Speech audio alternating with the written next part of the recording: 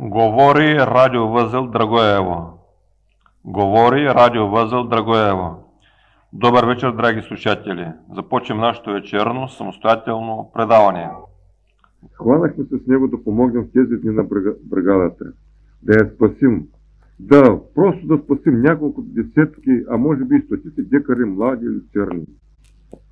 Почваме после да продърпваме само ервите през 10 или 12 тръби.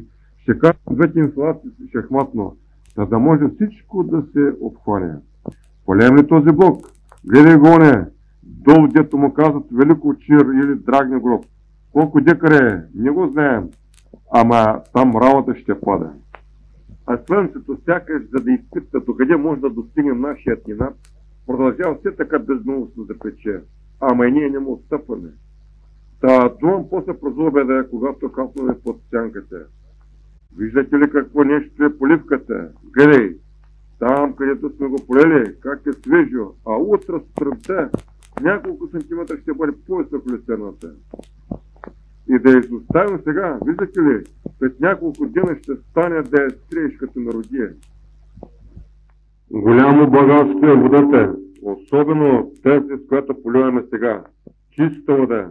А то долу, тази селската ръка, само да я погледнете, мръсотия, чиня, кал.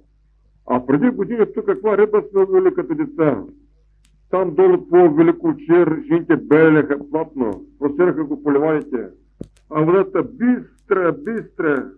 Па каква чешма има там? Ти, красене, не я знаеш. От два големи чучура, кога пиеш, зъбе ти изтърпват. Пък и ще ти покажа после гроба на този Драгни. Трябва да знаеш легендата за него. Бай Георгия, нещо яра не пръска право, прекъсваме Красен. Отиваме и двамата.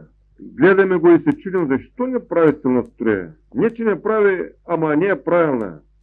Има нещо заклешено в него, казвам аз и махам с ръце като моряк, предаваш по морза на Иван Кирилов, който е на агрегата. Той спира водата. А ние съответно сме измокрени до кости.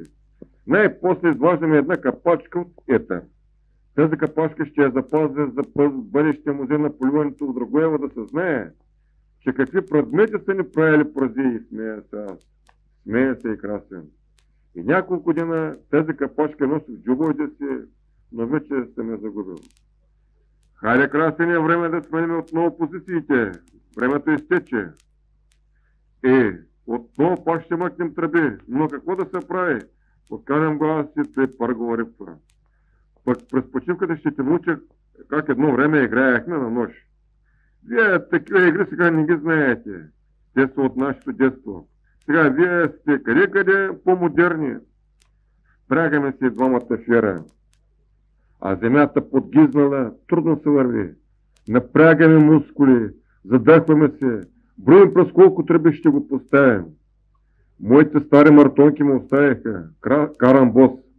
То не, че дето ще се намокре.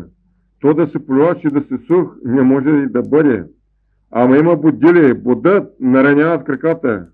Особено този сух хардал, дето най-много не го желаеш, там се вади. Тук така ще го поставим. Вдигни малко, така, дръпни. Не месеха ли се тръбите? Проверя сега да не са се откачили кукичките, че цялата инсталация отново ще я местим. Подаваме пак по морза на Иван Кирилов, зашумява водата по тръбите, въздух от отвора на ера, после близва струята вода. И отново се появяват цветните дъги. Особено сутрин или надвечер, когато слънцето е ниско. Водата е топла, водата те облива, а ти искаш да минеш под дъгата. Казвали в миналото, че не можеш да минеш под дъга след дъжд, а ние минаваме 1, 2, 3 пъти. А какъв благодат е водата в тези дни?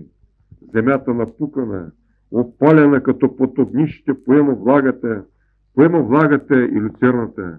Радва се, като виждаш как растенията се съвземат, как израстват буквално под погледите, как от твоя труд има нещо на мегдане, дето казват нашите драгоевщини.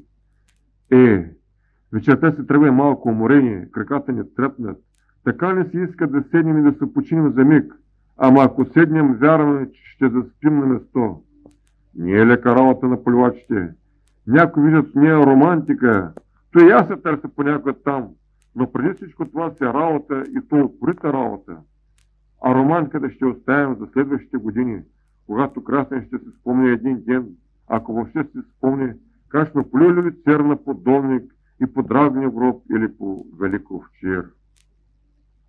А утре сутринта пак на поливка. Целта ни е повече декари да полеем, повече люцерна да спасим.